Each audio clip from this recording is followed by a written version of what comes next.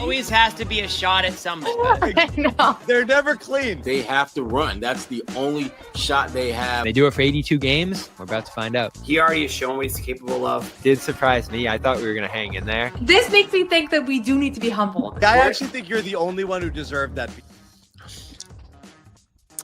What's going on, everybody? Happy Saturday. Celtics. It's a pretty fun game. Tough Jimmy loss. was here, that's what he'd say. What? Womp Womp womp. Tough loss. There were a lot of good vibes in this game. A lot of things to be happy about. Terrific first half. Great run at the end after it looked like it was over to roar back and tie the game. And then just a couple things that one you can't control, one you can. And ultimately that was it. They lost the game. John Zannis along with Noa Dalzell and Bobby Manning here to break down this latest Celtics game against the Wolves. Before we get started, quick shout out to our sponsor, Prize Picks. Download that app. Use code CLNS. Get 50 in your lineups after you play your first $5 lineup. Prize Picks, the #1 daily fantasy sports app in all of North America. Check it out today. It is good to be right. And, of course, Omaha Steaks, running out of time here to get in on this special deal, Black Friday special, 50% off site-wide sale over at omahasteaks.com, and an additional 35% off when you use the code Patriots. Terms to apply, so check that out. And very simple question. I'll start it with you, Noah. First half, second half, what happened? What was the difference? First half, that's as connected as we've seen the Celtics offensively. They really looked terrific. Honestly, I thought it could have been an even bigger lead. Jaylen Brown was unstoppable. They were moving the ball great. Offensive rebounds, literally everything you could expect.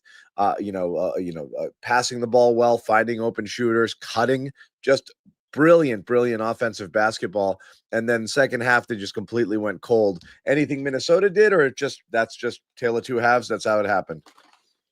Couple things. So first of all, I felt like Minnesota came into this game with zero intensity on the defensive end. And so a lot of what the Celtics were doing was just a little too easy for an NBA opponent. Like some of Keita's layups and offensive rebounds, like Rudy Gobert was kind of asleep to start the game. And I had this feeling a couple times of like, the Celtics are on fire. The Wolves look totally out of sorts, and it's still like a 6-point lead. Like it should be a 20-point lead at this point, and it's not. And that was kind of the problem, I think. Jaylen obviously had a ridiculous heater to start the game, and then he missed like 4 or 5 straight shots in the third quarter that were pretty much exactly the same looks he was getting in the first half. And that's just how it's going to go, right? He still had an efficient game overall, but like when the heater wore off, I think it's hard sometimes when one guy has been scoring so much and taking so many of the shots, and the other guys, nobody else really got in a rhythm, which I don't fault Jaylen for that. I think he did what he had to do in the first half, and he wasn't, he distributed the ball as he could and all that, but it's hard sometimes to break out of that when that guy then goes a little bit cold. And I feel like Payton never really got in a rhythm here. Anthony barely took any shots. Derek had a big 3 late, but he didn't, he was not like a big offensive option throughout the game.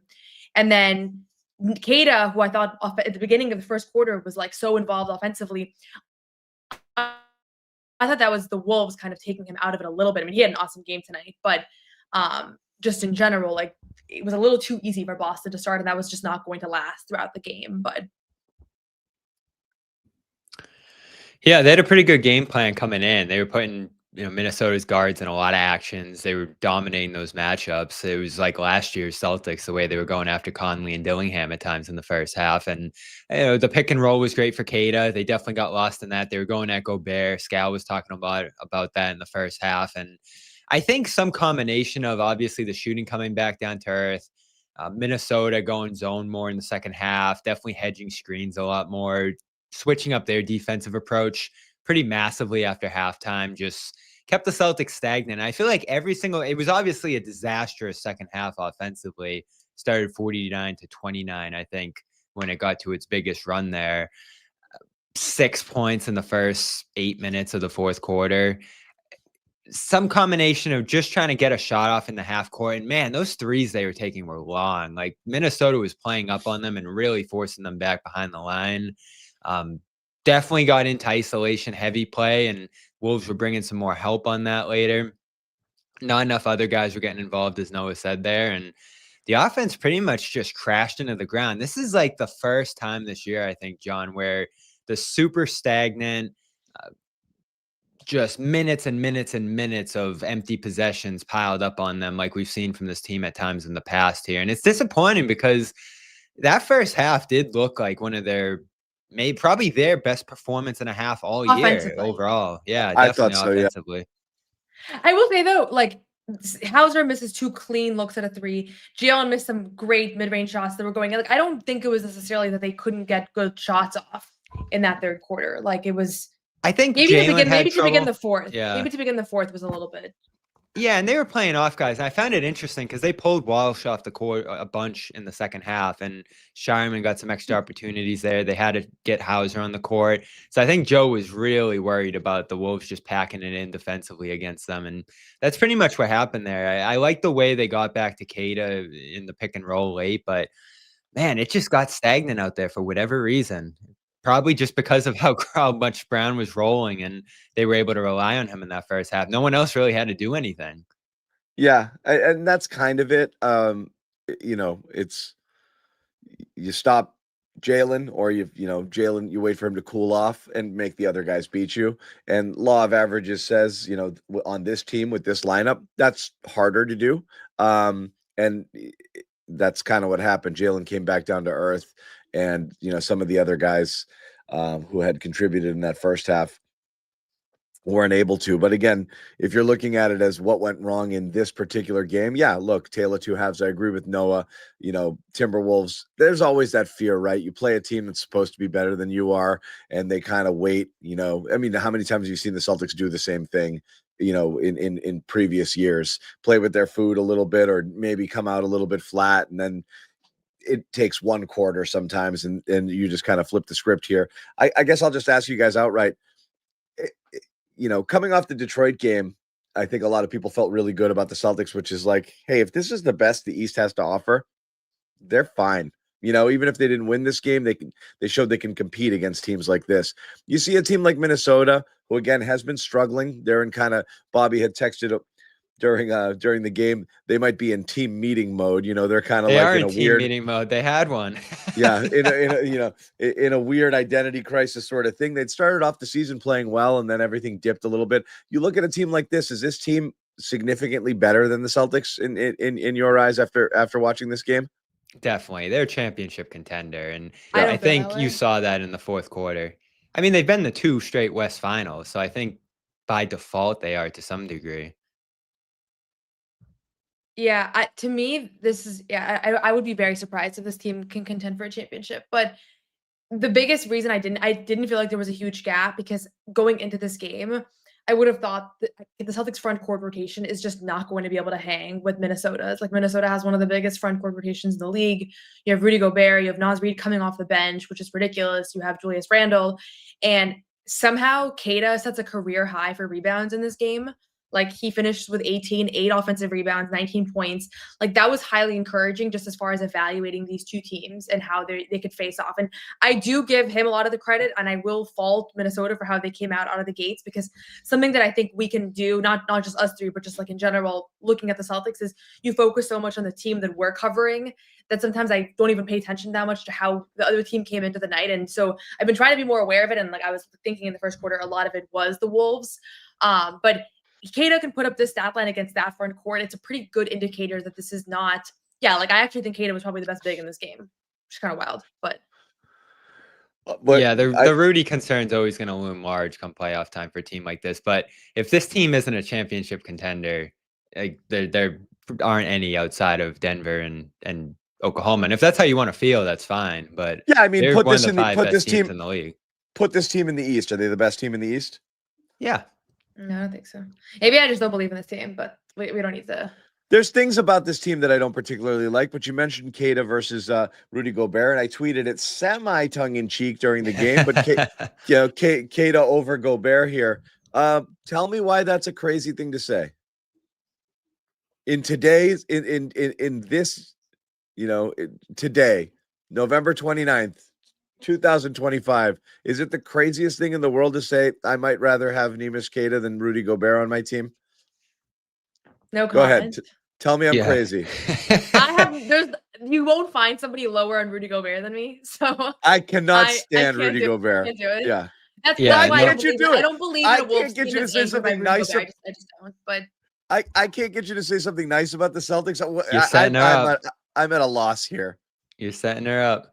no, I'm just Listen. saying I don't want to be disrespectful about a future Hall of Famer, right? That's what they say about him. But I would take Kata over him, and maybe that's insane. But I At think 2 million versus they're also 40 million is the question. they're also yeah. trending in opposite directions right now, which is part of it. Like obviously Gobert has had better days than Kata has in this league, but I think they're trending in opposite directions. And I'm extremely high on where Kata's headed based on the first 18 games here. Like consistently what he's been being able to do, not just once every 4 games, but pretty much on a nightly basis. Like I'm extremely high on his ceiling here. So Yeah, and I have a tough time picking one of the two because I haven't been locked into how Rudy's playing this year. And obviously, he's gone through stretches where he just doesn't look like he's effective in the modern game. There's parts of his game that are game changers, and that's just always been the debate about him. As far as Kata goes, I think you put it well, Noah. It's like, where's he stacking up here in the league? And it does seem to get higher and higher with each passing positive performance here for him, especially relative to his contract. And obviously he's going to be back next year. And listen, John, regardless of how we feel about Minnesota as a contender or where they rank and where the Celtics rank, what we've said over and over again this year is what matters going forward. And Kata by far this year, I know we've had our Minot discussions and Walsh's and blah, blah, blah. Kata is the one who has just shot ahead of everybody else in terms of, is this an NBA player? Yes. Is this an NBA starter? He looks like it right now, like on a above 500 team, or floating right around 500 team. He's been a massive part of the games they've won. And it's too bad that they didn't win in a game where he gave you this, which was just out of this world. Awesome to watch, especially coming off the ankle sprain. I mean, he's just been a revelation. And it's crazy because, like, you know how I felt about Luke at times. Luke wasn't doing this. I never saw Luke do this. Yeah. wow. Yeah. Look what we've done. Look what we've done to Bobby. I told you coming into the year, he's the new Luke. This is more than Luke. You're slandering Luke. Luke is catching strays for no reason. Wow. But I mean, look, the two positives you're going to feed off of this game is, Jaylen Brown had one of the better halves I've ever seen him have in the first half here. Looked unstoppable, and it just looked like he was just couldn't do it all alone in the second half. Questionable coming in too. Impressive. And where Minnesota kind of came back into it is that stretch where they tried to live without him, and then they did get him back in the game there. So, I mean, his value and how much they needed him out there, especially when the offense stagnated, was real. But you have to look at all the pieces around him. And again, Brown's done this on multiple occasions now this season where he just goes through stretches where he looks unstoppable and there's nothing they could do. And the quality of the shot making was just through the roof. Do you remember the stat I threw? I don't know if I texted it to you, but I threw this out there yesterday or 2 days ago, whenever it was. He's second in the league in usage at this point, which is absurd. Yeah. So that's that. But, you have to look at the people around him. And again, this is my overall look at kind of the Celtics situation where they're at right now. Are they better than the people thought they would be? Yes, no question about it. Like, is the floor significantly higher than what we thought it would be? I also think the answer is yes. But I think a lot of it is not for the reasons we thought it might be, where you thought Jaylen Brown could be an alpha, check. Derek White's going to step up. Didn't happen. Yeah. Hasn't happened. Peyton Pritchard's going to be, potential all-star fringy caliber or, like a legitimate whatever. Some nights, yes, some nights, no. Tonight was a really difficult one. Right. Tonight, you needed a little bit more help from those guys, and you didn't get them. You needed Pritchard and White to step up. They were a combined, 3 for 16. What happened with Pritchard in this one, Noah? I didn't even notice him out there at times. Pritchard looked like he was struggling to get anywhere where he needed to go. What happened there? Was it just physicality, size? He just couldn't turn the corner. He looked like he was just having a difficult time maneuvering around people tonight. Yeah, and I think you may have just said this, Bobby, but I think he was being kind of pushed out in the perimeter. So some of his point attempts were a little deep. And then he had a couple of drives where he was normally that's when he kind of creates separation. He just wasn't able to create separation. At their best, this Minnesota team can defend at a high level. And I think he got kind of trapped sometimes by their pressure. I don't know, I'm sure we'll discuss it, but I thought Jaden McDaniels, not even specifically on Payton, but was a big game changer in this one. Like the minutes when he was on the floor versus off the floor, he was a plus 24 in this game. There were a couple of times where Payton kind of met up with him. A couple of times it was Jaylen that was on the other side of that. But yeah, this was a perfect example of like them just needing more from the backcourt. And yeah, games where Peyton and Derek are aggressive and have an early rhythm and are hitting threes, this team looks like they have a pretty high ceiling offensively. But the Jaylen Brown going for 40, like that's not sustainable. It's for usually a this team, bad right? recipe. Yeah. I mean, I Jaylen Brown don't going for fault him at 40 all. and Like, he had a great Yeah. game in this one, but it's not going to be enough, right? Like it's very rarely going to be enough to have just that be your source of offense. You're muted, Yeah. Bobby.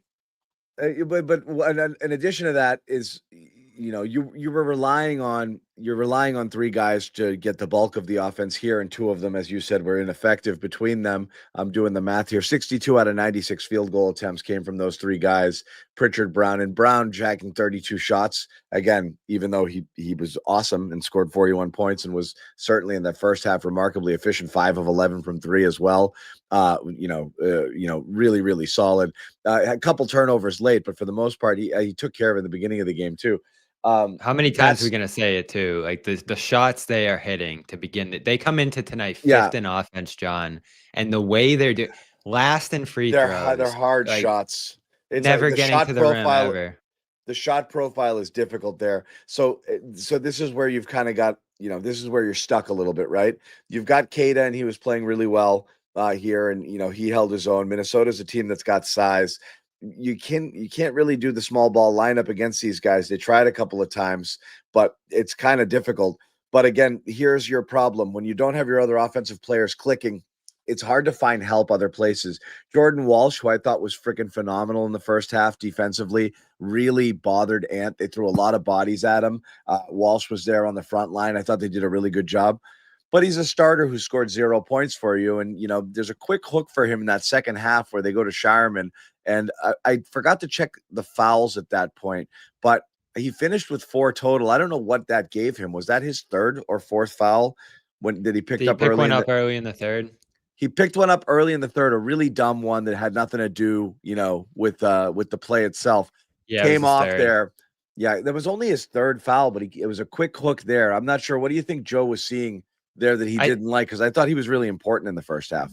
I thought throughout the second half, they wanted to just make Minnesota guard that guy. Because if you're going to have Rudy on the court, he's going to be ignoring somebody to play in that drop. And it just looked like they didn't want to have Walsh out there who wasn't going to be guarded. Got it. And they ignored Shireman too. And, he played aggressive at times out there, but they couldn't find someone to beat the Wolves from that 5th spot where the Wolves are just going to leave a guy out there. And they were, Hauser came in late. Those 2 shots Noah mentioned were just killers that he missed. One was in transition. I think one was in the half court.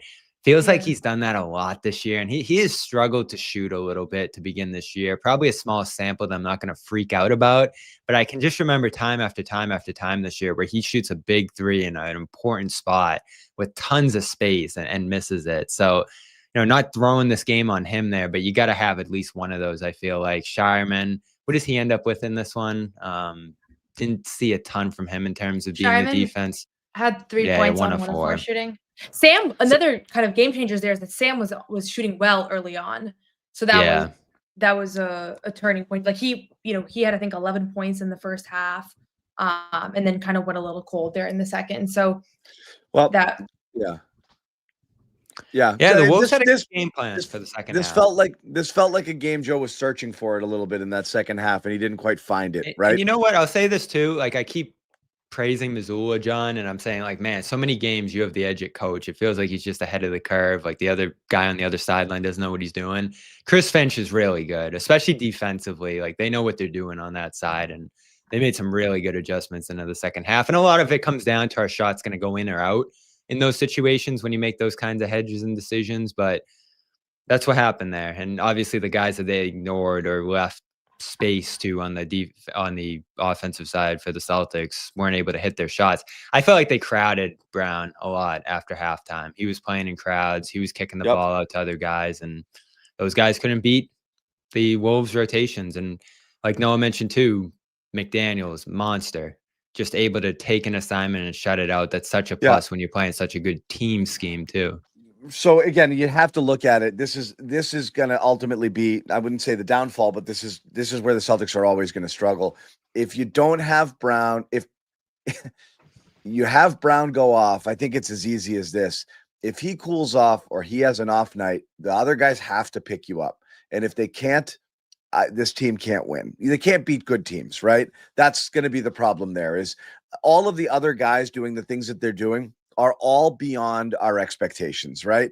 The contributions they're getting currently from Walsh, the level of play they're getting from Kada, who was a question mark entering the season, Minot being a valuable player. These are all well beyond, I think, what we could logically expect from a lot of these guys. So that's, I think, what's kept them afloat here is that's why I think the floor is higher, because the guys who could have been zeros have been contributing. You're simply not getting enough from the guys who aren't Jaylen Brown that need to be picking you up on a consistent basis. And I think that that's going to be the killer for this team. Either White and Pritchard are going to start doing it regularly and being there and potentially even able to carry on some nights, which we've seen, or it's going to be against good teams. It's going to be nights like this.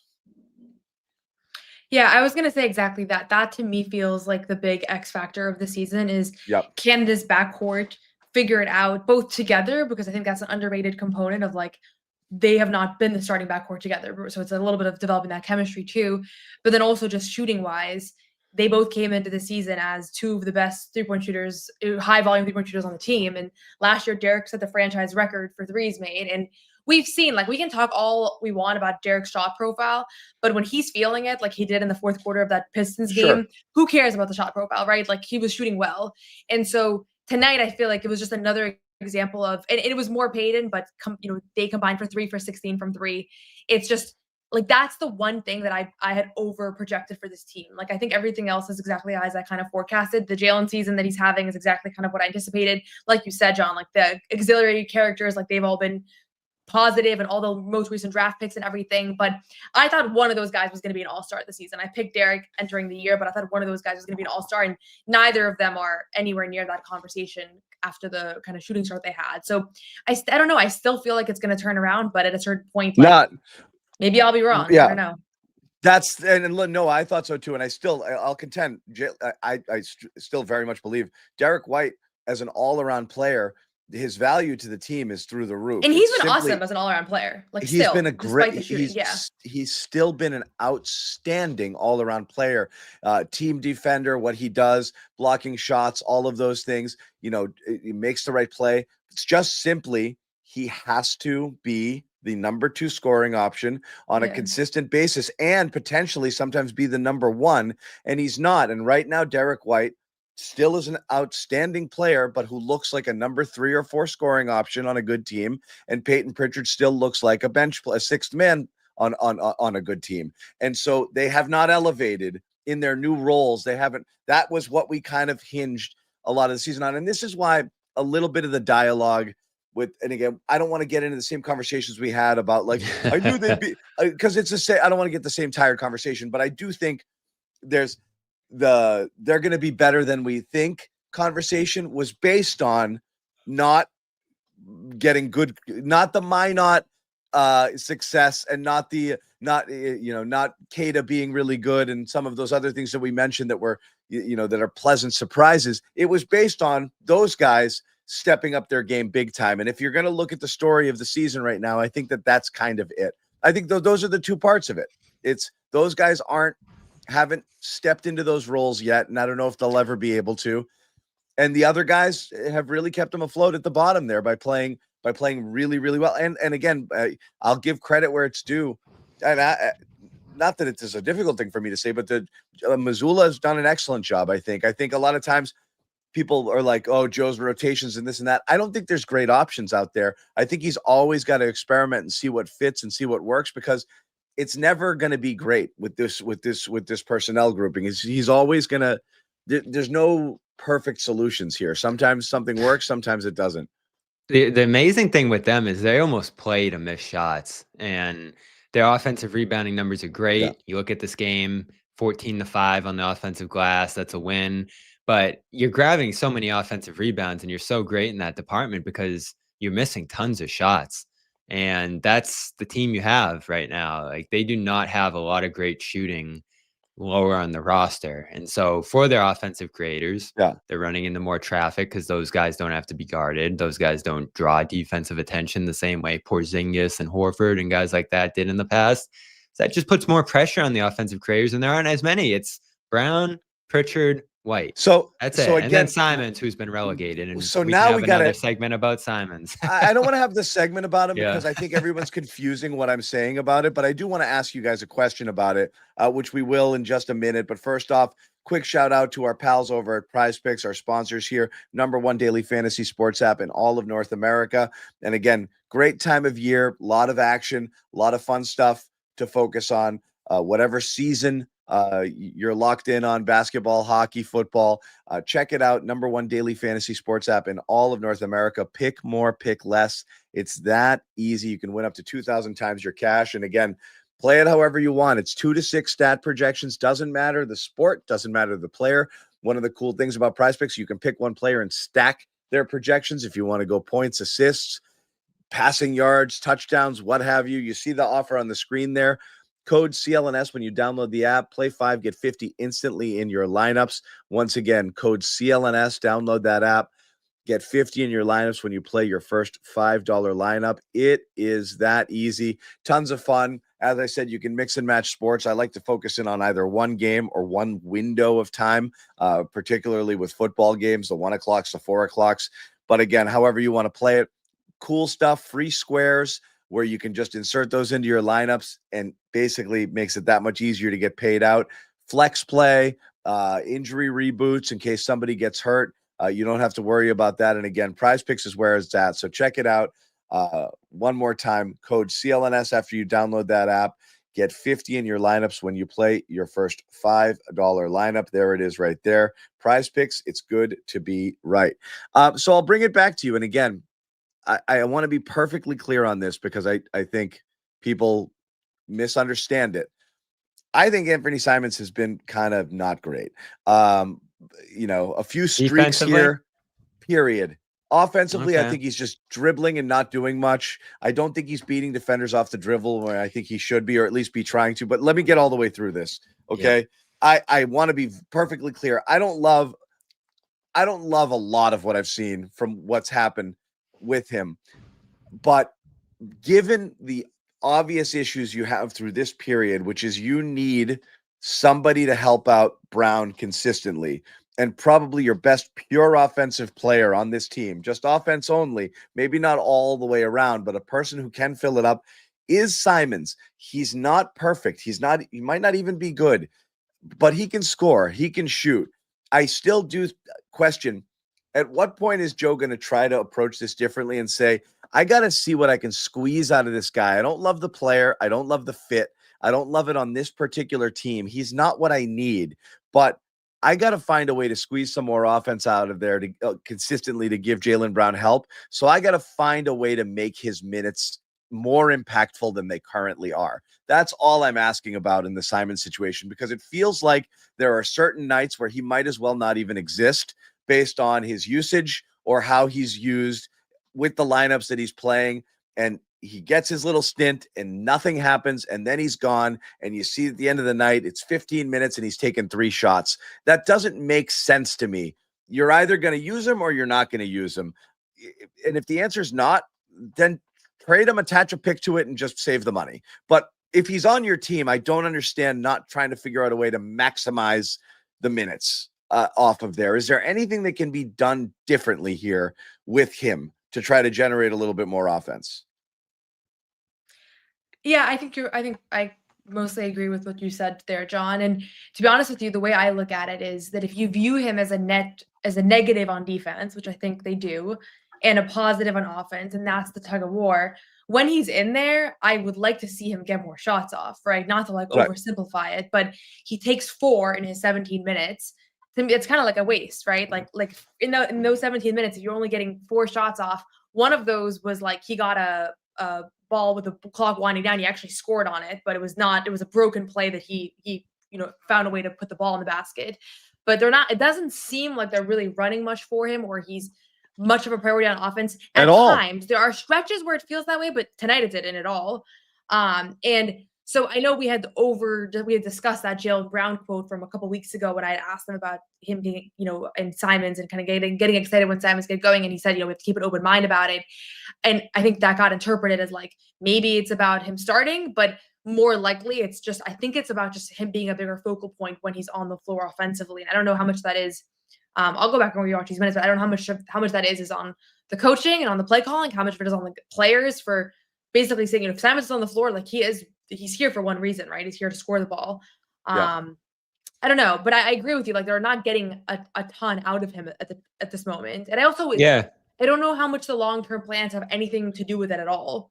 Like if Joe's been told, like we're probably going to trade the guy in February or before the deadline, like does that influence his decision making? I don't think so. I don't know. It's something that's just been in the back of my mind. I don't think so. I think it's more about trust. Because no, if they look at it the flip side, right? We've said all along, like if the Celtics, were viewing this as a developmental year, which is wins and losses don't matter. Let's make sure we're getting the young guys in there and giving them some run, and not really concern ourselves with winning every single night. Joe would be coaching a lot differently right now. Jaylen would have sat out a couple of games already. Like it's very clear that Joe Mazzulla is coaching to win. That's what he knows how to do. That's what he's been told to do. Here's what we're giving you. Make it work. And in his mind, this is how it's working for him. And honestly, like you can't argue with the results. They're better. Yeah.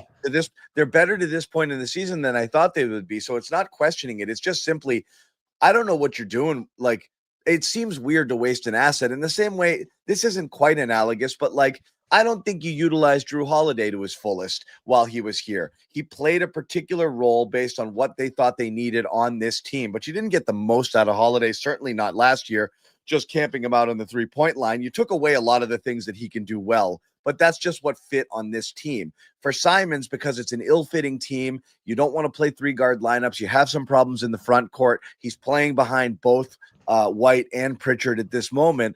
There aren't great solutions to how you would use him or how you would get him more minutes or how you would get him involved more. So it's a weird problem. And I understand why sometimes he's the odd man out in a lot of these scenarios. Joe's looking at the court and saying, well, I'm going to play these guys instead, and I need some athleticism and rebounding and defense. And he's not giving me that. So I'm not going 3 guards here ever. And that's that. And so I get it. It just really is. You're getting next to nothing out of him. And again, when we looked at this season at the beginning of the season, what did we think?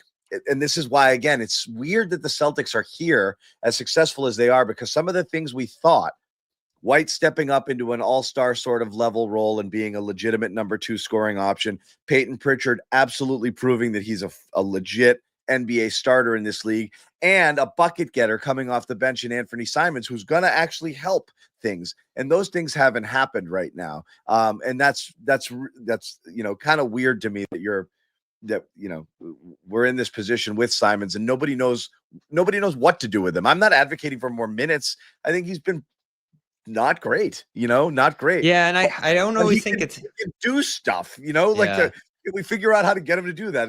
We're having the same convo, but it's weird. Honestly, it comes down to one thing for me, and this is why I obsess about it a little bit, is there's nothing more important in basketball than shooting, especially for this team, the way they run offense and try to score. It's all about shooting, and he's their best shooter, I think, at least this year statistically from 3. So you're not having him on the floor enough. You're not having him in those positions to finish possessions.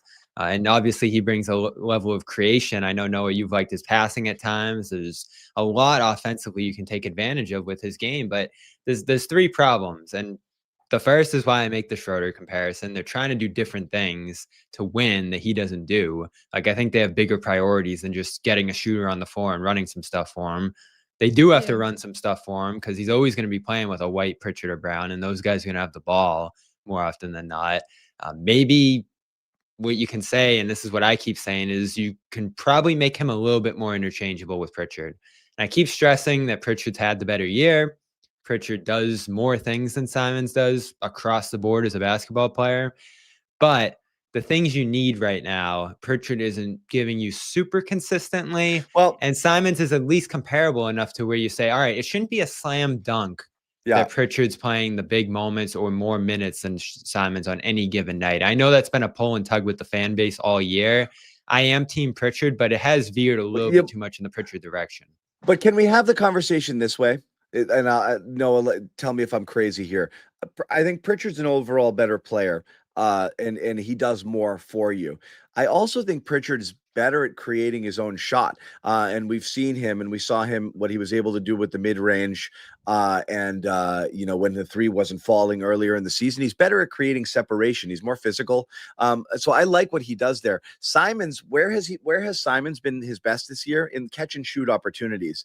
I do start to wonder whether it makes sense. Everyone just assumes if you start a guy, that means you like him better than the other guy. But I am starting to question in terms of roles, whether Simons might fit with the starters better there, where if feeding off of Jaylen's gravity and getting more catch and shoot opportunities, where he can absolutely fill it up and create space. Not like Pritchard can't do that, where Pritchard is more of a, let me dribble a lot until I can find my shot sort of guy, which might work a little bit better on a second unit where it's like, okay, just you're the offense now. Because Simons has tried to step into that Pritchard role and he can't do it. That's not his game. He's just dribbling and going nowhere. He's not turning the corner on guys. Players, Everyone's standing around when Simons has the ball and not doing anything. It doesn't, it's an ill fit. So I do wonder simply if that's a switch that unlocks both of them a little bit more, rather than saying like, oh, Pritchard got benched, which is how people would look at it, which I think is incorrect. A couple things. So on the shot creation piece, this is just from the eye test. I'm not sure if the analytics would support this, but it seems to me like Simons can get his shot off in any broken play. There have been a couple times, I think both of his baskets tonight came when they had nothing going for them. He can always get that crazy 1 foot thing, go whatever, the couple moves that he goes to, he can pretty much get it at any point if he wants to. And it's not always the best shot. Pritchard has like his few moves that work very well for him, but sometimes you just can't get them off.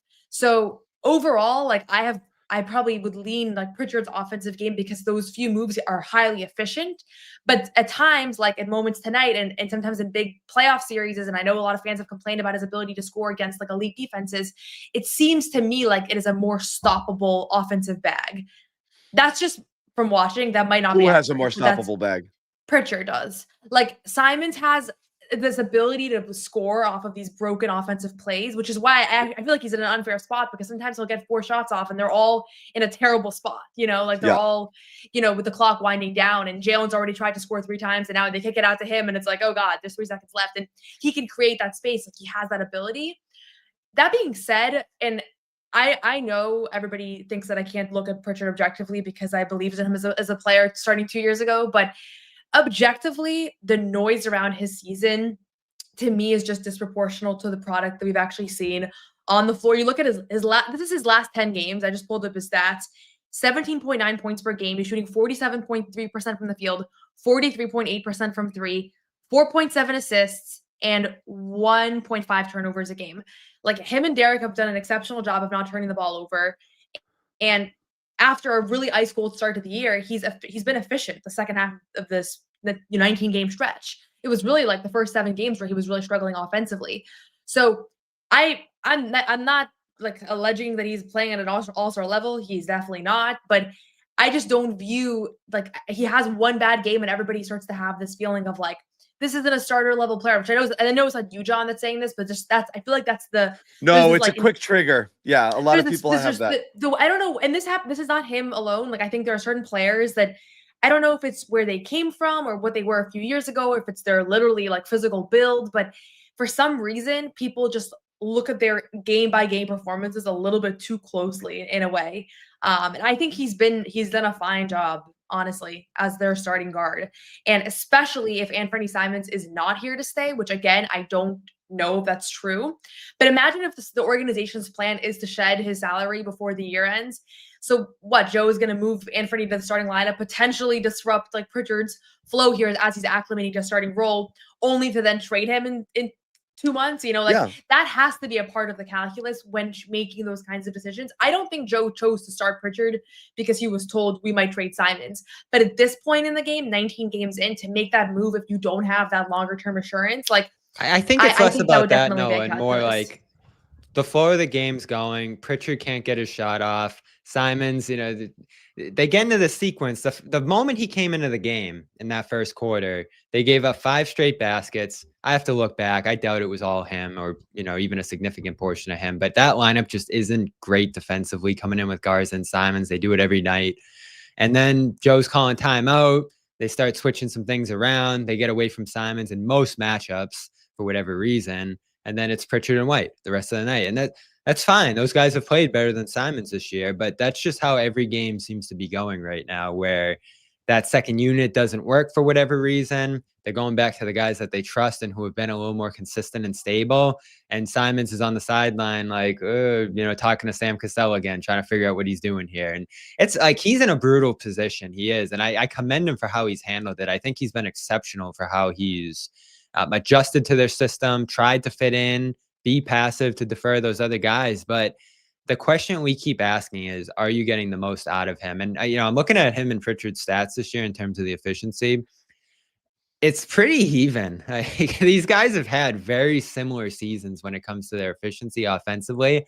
I just keep stressing that when you look at spot up shooting, Simons is through the roof. He's in the 88th percentile of the league. This is one of the best shooters in basketball. And you're getting him 4 shots in a game like this where you're just dying for shooting. Like, I get it. You're playing a defensive first style this year. Everything's turnovers. Everything's ball control. Everything's about the guys you trust. I get that's where Missoula's head is at, but there's a guy making $28 million for a reason on the bench, and he's a matchup guy right now. That's literally where he's at. Is this a good matchup for him, or is this not? He's like Jordan Walsh and Josh Minot. It's like those three guys and Simons. And I get it, right? He plays guard. He doesn't play wing. But it's just frustrating that we're going to get to the end of the road here whenever this does end. And I agree with you. No, it's probably not going to be here in Boston where he plays next. But he's going to go somewhere else and just put up some massive scoring numbers. What I will say, Noah, the flip side to what you're saying in terms of if they know if he's been told he's not going to be here, what's the point of developing him or utilizing him?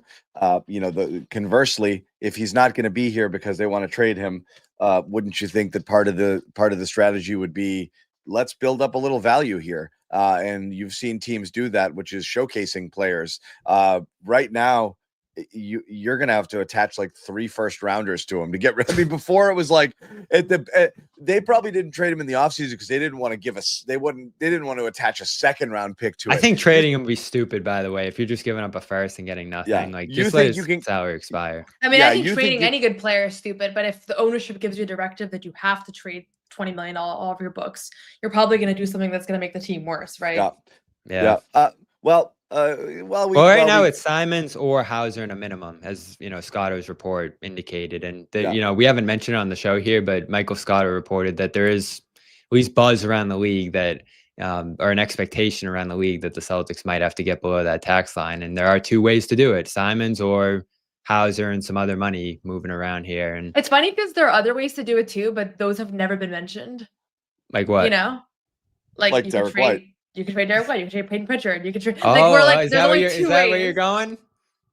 I'm not going anywhere. I'm just saying it's funny that we're like there are 2 ways they're allowed to get below the line. Like you can trade Jaylen Brown. You can do anything. Player on the roster. 2 palatable ways. Yeah. I mean, I've been saying it too. It's just like those seem like the likely ways, but I've also learned in this business that the unlikely things happen all the time. So who knows? Yeah, no doubt about it. I want to take a quick pause to let everybody know here. We've got a deal, a Cyber Monday deal. And look at those handsome fellas wearing hard hats. Oh, my God. Those missing guys. I think it's great. You can get some CLNS merch. You can grab your Garden Report hard hats on sale, limited time. Marked down from $50 down to $35 right now. These are actually pretty cool. They're pretty quality. They're legit. Like you could wear them on a work site. That sale runs through December 1st. I'm not saying do that. Actually, don't do that. Don't. If you actually work construction, don't use this instead. There's gonna be some guys showing up to work saying John said. But they are the guy with a nail in his. No. But don't miss that chance to get the ultimate Garden Report fan accessory this Cyber Monday. Head to shop.clnsmedia.com. Grab your hard hat before they are all gone. And please, we've said this before, anybody wearing any Garden Report merch to a Celtics game, take a picture, send it to us. We want to put it on our social media. We want to celebrate it. I'd love to fill the garden with hard hats. I think that would be great here. And someone put this in, before the show began, while I was just waiting and looking at the chat. Was this a hard hat loss? What? You heard me. What's a hard hat loss? What's a hard hat loss? That they played their butts off against a good team on Yeah. the road. Oh, okay. If you're You know? evaluating like how do I feel about how good a team is, this is probably Because I as feel good as better you feel about in them a after loss. this game.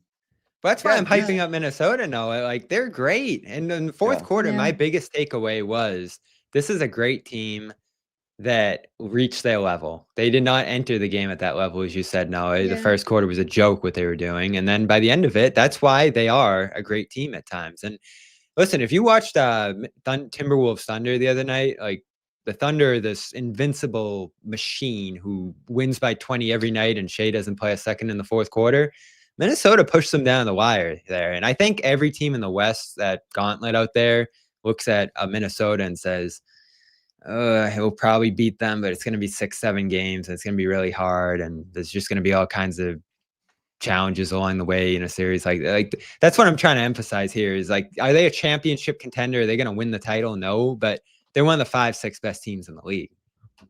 Wait, Yeah, I thought you look. said they were a championship contender. No, I'm saying if that's what you want to say, fine. Oh, but okay. can we agree they're one of the 5-6 best teams in the league? They haven't played Maybe. like it so far this season, so that's why I'm hesitant to say that. That's fair. I don't know what they are, but I would say, I mean, they were if you 10-8 entering tonight, so let's just if you looked Yeah. at this season, and you were, if you looked at the schedule, you're circling this as a very likely L. I thought they and might sit Jaylen just because of that, and it's a Yeah. West team. Yeah, And then Jaylen's not going to sit often this year. That's All one thing that 82. has become very clear. Yeah. yeah, he's not sitting. But I mean, I would have thought this was an L. I would have thought Detroit is an L. So again, talking about globally, like, what do I feel about this team after these two games? And I kept saying it, kind of rolling my eyes at some of these wins against, teams that were shorthanded or blah, blah, blah, or these bottom feeders, and racking up like big offensive efficiency numbers. Like, yeah, whatever. It doesn't matter. We're going to learn a lot about this team during this little stretch. I've learned a lot about them through 2 games right now. I feel much better about the state of things, just in terms of their ability to compete after these last 2 games, than I have at any other point in this season. That's fair. Yeah, for sure. And I think that's what we're learning about this team. We're going to yo-yo. We're going to have win. They're great. Which is why I don't loss, react to every win yeah. and loss. I just don't think I don't think there's a point in it. Like, Right. we have to have a good sense of what they are. And that's why I do this is lean on. it. I do Yeah. lean on. I know you keep making fun of us for it, but I do lean on some of the bigger picture statistics with them, where they're 5th in offense and they're floating around the top half of the league in defense. That's starting to slip. And I mentioned earlier that I don't believe it. it's but it's that's the okay. rebounding. Like they can't just not rebound ever and give up points every time they don't rebound and expect to be a great defense. That's where that's heading. But there is something going on right now here where they're great at forcing turnovers. They keep controlling that battle. The shooting's been rough, but they're managing that, and they're competing in pretty much all these games against everybody. There aren't many games I'd go into, maybe the Thunder for one, where I'd say, ooh, like they don't have a chance. 100% chance loss, right, Bobby? There's no night this year where I'm going to say they have 100%. Well, maybe if a couple guys are out, but they won without Kata against Detroit. Thank you. So, yeah, our heads are spinning. Do you feel, if you were going to concisely say, who are they, Noah, how would you say it? Concisely, that's a challenge for me. Fine. It doesn't have to be concisely. We can go hours. A team that plays very hard. Sorry for putting limits on you. No, a team that plays very hard, that is going to most likely get a big offensive performance from Jaylen Brown, and that is most likely going to struggle on the glass at times. Like, that's kind of been the 3 things that have been consistent. I think literally, except for maybe 1 or 2 games, they've been the harder playing team this season. I love the defense. I love kind of what they've implemented there. But honestly, this is not really your question, but the biggest thing I keep thinking, as we're now 19 games into the season, they have to get to the line more to be like, okay. Holy like crap. That's the one thing that it feels like it has to be fixed. The rebounding thing, there's some concessions you make. I rewatched the Detroit Pistons game, and they were better in the minutes when they went small ball because of how much they exploited that on the offensive end. So it's like you live with that, right? But with the free throws, like I feel like you just have to find a way to get to the line more. Like it's literally not what you asked me, but that's where I landed. No, I'm glad you said that. And I don't know what the answer is there. Like, I think in all our minds, we say, drive, get to the line, it'll draw contact. Jaylen's but just I don't not know. getting those calls, though. I think Jaylen's like, he's in the doghouse with the officials. I actually like do think that he is right to complain about this, but it's becoming like the boy who cried wolf. Like he's mad every single time he drives to the basket. So I think they're just kind of like, we're done with you, because he is not getting a fair whistle. Can you imagine if they opinion. lost that game on Wednesday after that call, where their heads would be at with the refs as a team? Oh my God, yeah. The whistle stuff, I hate. I think I never look at a game and I'm like, wow, our superstar's not getting the superstar whistle. I just think no one should get a superstar whistle. But a lot of superstars get it though. I know, but it's just like a foul is a foul is a foul. I hate the notion that, oh, blank gets that call. Like, well, if it's not a foul, it's not a foul. So I never look at it that way. I'm not saying it's wrong. Like Tatum, I think, doesn't get a favorable whistle, and I've expressed why. I think he gets under the ref's skin, and they don't give him the benefit of the doubt. I also think sometimes he doesn't go strong or gets a little cute with it, and he doesn't force contact, and he wants the call anyway, and he hasn't earned it. So that's why I think sometimes that happens. Brown, though, it's strange he doesn't get the calls because he does barrel into people. And he is playing with physicality. So that's what I think he goes gets hard. penalized for. And I find it really strange because normally someone draws as much contact or throws himself into bodies the way that Brown does. Normally you get those calls. I get why Tatum doesn't get it. I'm actually a little bit confused that Brown isn't, because there is contact there, which is strange. Tatum's asking for fouls when he hasn't been touched.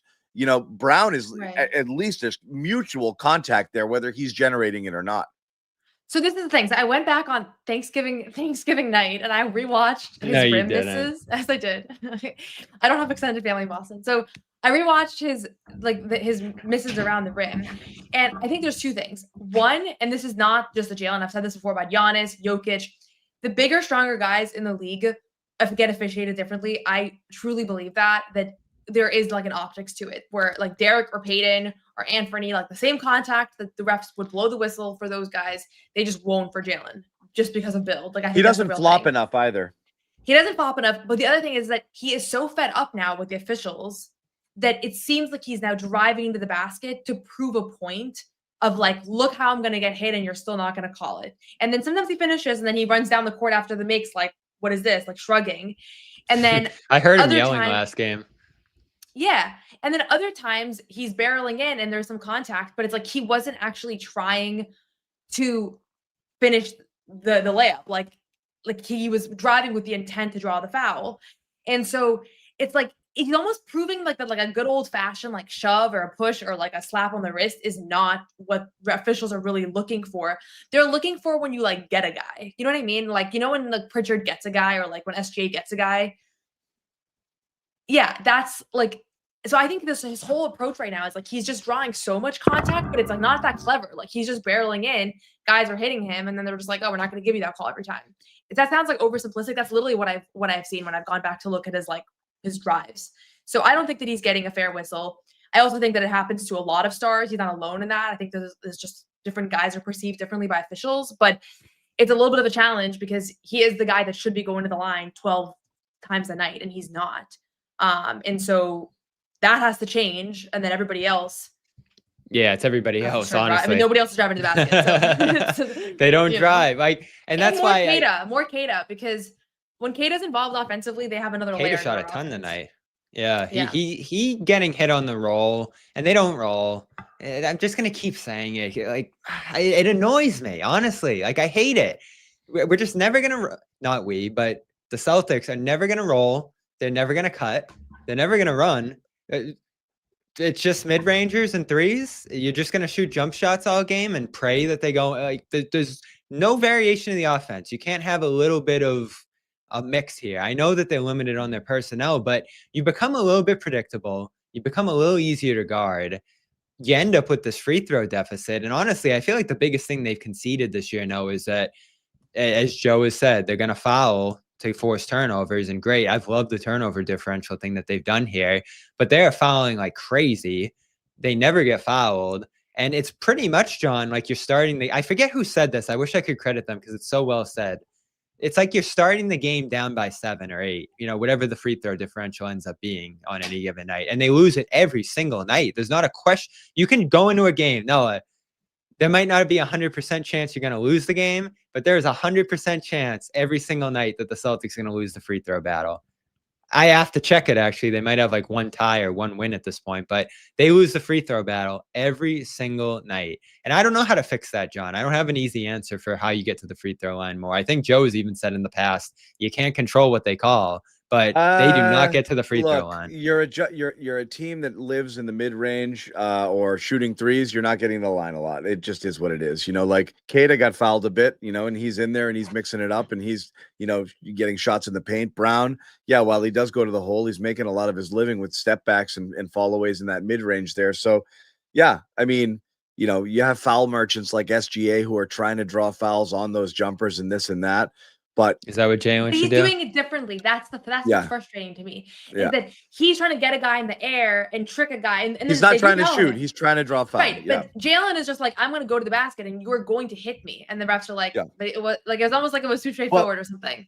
But like Pritchard. There's an art to it. When they're he's not doing it the old-fashioned way. They're not trying to draw fouls. They're trying to get separation and score. And other people are very much less concerned with the ball going in and more drawing contact. It's just not in their game. So again, can Joe coach that? Can he teach it and say, guys, let's try to get these guys in the penalty a little bit more. Let's try to do some up fakes.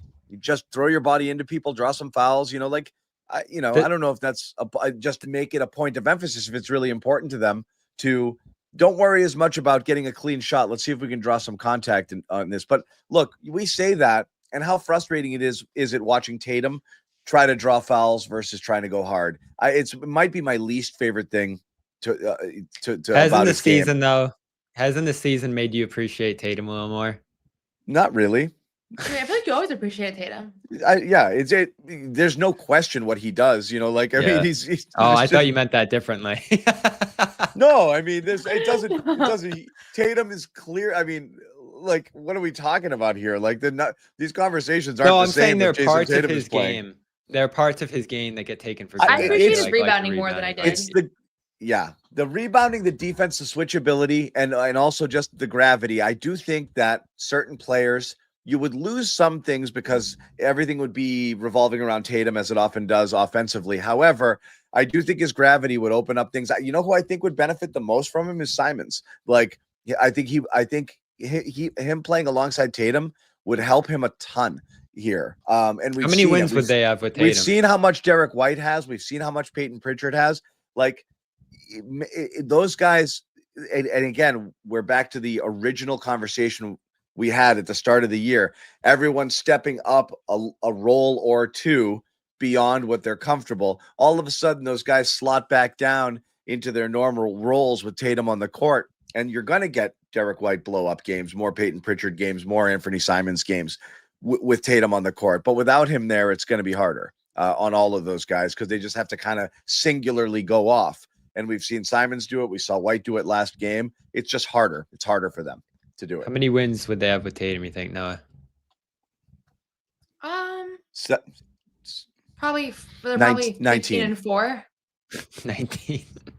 That's what I was thinking. 4 or 5. Yeah, they're probably 15 and 4. The close games in particular, I feel like he'd be making a big difference. And I mean, that's what they keep losing everything right now.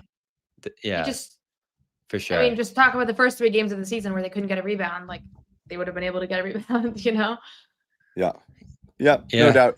Hold on. We're talking about with Jaylen too, right? Not instead of Jaylen. Yeah, I mean, the biggest thing there is the interchangeability of the playmaking. Like, it's Brown's rotation, Tatum's rotation. Like, that's just such a big thing right now. And it felt like there were never moments last year when neither of them were on the floor. Yeah, and you can always have one of them on the floor. 18 minutes of per game that Jaylen's playing, or 16. And they're figuring out. I mean, here's the big thing. My final thought on this conversation we just had here.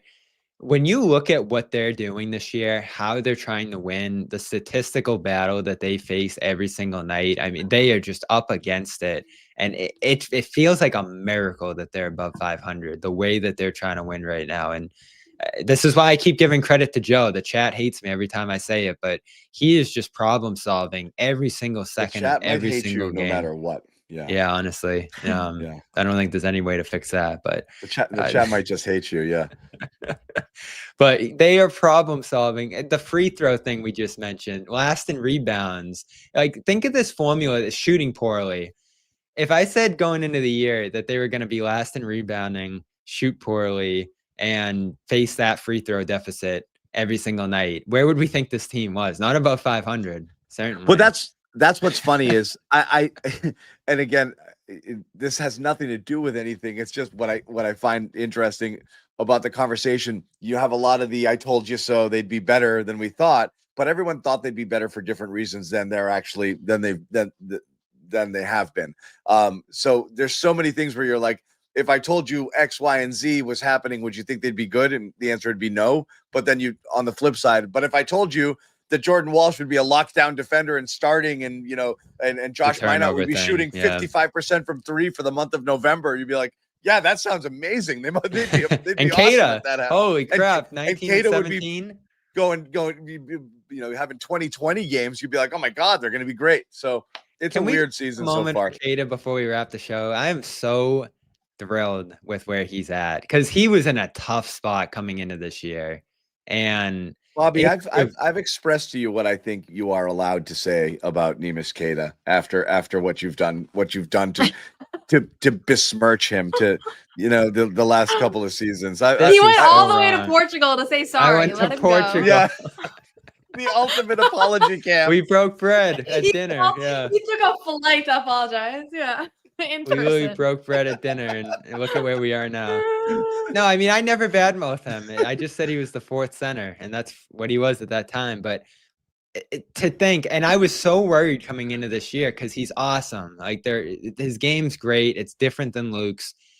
But to go into a starting role after where he was previously and have these expectations, be forced to do this at these many minutes, this thing could have just burst into a ball of flames, and everyone would have just been like, to start the year 0-3, everyone's like, there's no question. He's the tank commander. Like that, for all the fans who were rooting for tanking, they were all saying, good thing we got Queta at center.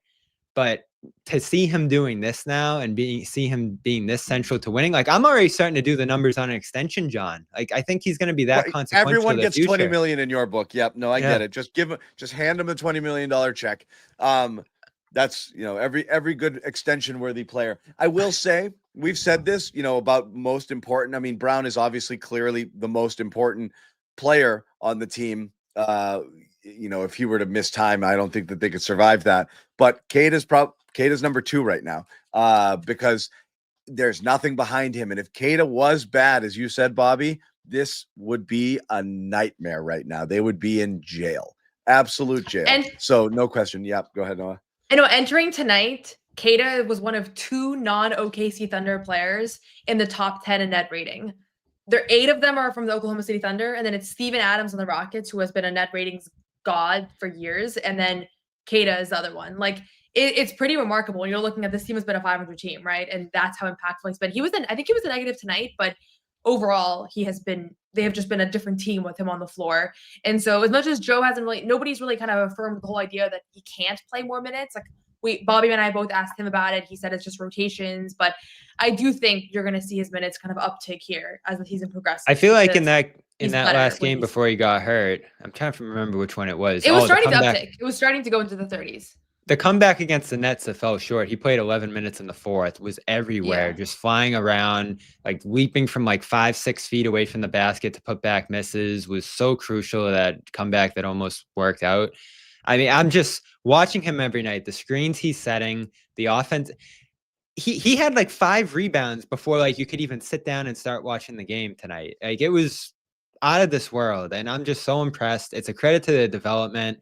It is a credit to who he is as a player and the work he's put in on his game to get where he is now. Like, I am super thrilled about this story this year because, again, I don't think anyone expected this. The 19 and 18 with 2 blocks and giving this kind of plus minus impact as you mentioned there. No, it's against the pretty Wolves, remarkable. you know? Not Yeah, against, against not top against the opponents. Wizards, you know? Mm-hmm. Yeah. And it's happening every night. It's not like, oh, he had a great game and then there's gonna be 2 flops. Like he's been consistent with it too. Yeah, true. There are some people in the chat that did expect this. There are some names that have been. Oh yeah, the one you just put up. We have dialogue on a daily basis about it. No question about it. So yeah. So anyway, I will say once again, you know, if there is such a thing as a hard hat loss, and again, it was imperfect, you know, in this game, and the Celtics certainly kind of went in a hole in the third quarter, but the way that they played against a good opponent, able to come back late in that game to, you know, down 10 and just rip off 10 straight and tie the game. You know, we didn't talk about it because again, you know, we're looking at big picture stuff rather than the game itself.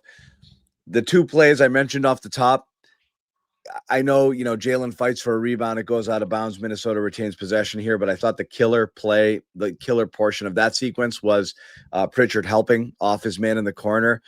I will say there was a lot of bad help in this game. Nothing in the world drives me more insane than overhelping, and I don't understand why people do it. The only thing you can't give up is in that world right there is you just can't leave the corner 3 open. So I don't understand. Not only Pritchard helped off it, I just don't. What's Pritchard gonna do at 6 feet tall? I feel exactly the same way as you, John. Jumping in on somebody there, and not only that, there was force a pass probably. Yeah, but it depends on who you are. Force a pass. Derek's like the only guy I'm okay with doing it because he can recover so well, but also he's a legit help rim protector. Yeah. But for most players, I was at a high school basketball game today, and they were literally over helping so much. This was like a legit high school basketball team. I thought we were about to hear one of your high school stories again. No, I was watching a high school basketball game today of like a bunch of guys that are going to play in college, and they kept leaving corner 3s open on over helping, and I'm like, their coach was losing his mind, and I was like, this happens at every level. I don't know. Over helping's fun. Yeah, so I understand, and that's part of their MO. But it's part of their MO with this defense. You know, that's kind of it's what they want to do. I get it. You're trying to get a weak side, maybe poke the ball. The guy doesn't see you coming. That open because he's gonna make that. But that's a killer there in that position, and then there's nothing you could do there. They forced Ant into a ridiculously difficult shot. Not only was it like a fumbled pass, but his feet were pointing there, and he shot it there, and he shot the 3. That was just an obscene shot. So you tip your hat and you move on, but they should have, you know, that was a 1 in 10 shot. That they should have, you know, had the ball back with a chance to tie late, even there, and it didn't happen. That was a dagger. But those 2 plays, like I said, one you absolutely could have avoided. The other, there's nothing you could do about it.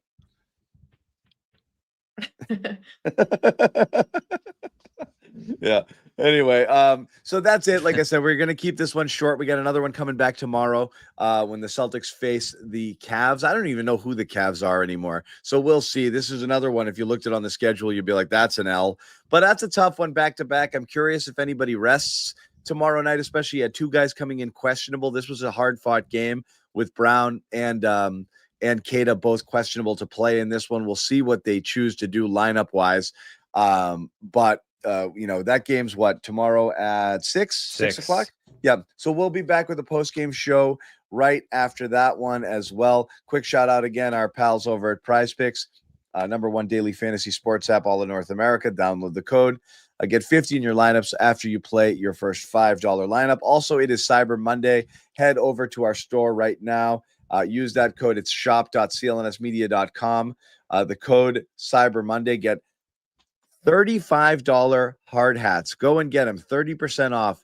Great deal right now. It lasts till Monday, so go in there and check it out. Thank you guys. Dying for a hard hat. Someone get her one. Thank you guys again. People DM me being like, "I'll buy you one," and then I was like, I can't. Use the code. Use the code. I need to get my own. We'll accept it. Use the code. Anyway, thank you guys for hanging out. We'll see you tomorrow.